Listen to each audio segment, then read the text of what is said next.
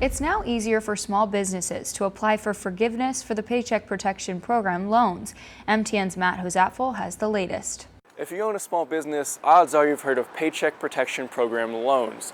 On May 15th, the Small Business Administration released the PPP Loan Forgiveness Application, which will allow business owners to change those loans into grants. This isn't a new idea. In fact, the SBA had planned to do this the entire time. Now, it's just easier. It's an 11-page document. We really recommend that anybody that received a PPP loan go and read that document yourself. Guidelines published by the U.S. Department of the Treasury state that loan amounts will be forgiven as long as at least 75% of the funds were used to cover payroll costs. Some of it includes the tracking of expenses.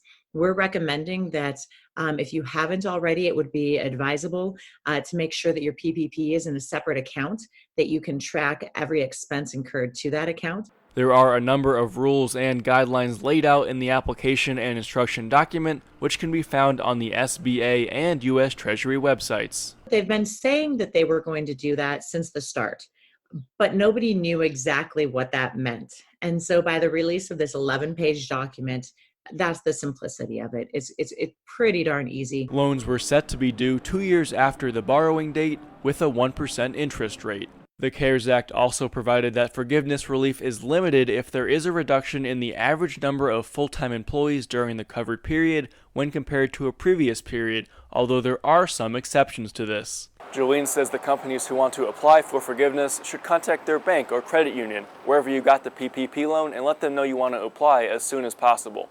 In Great Falls, Matt Hosatful, MTN News.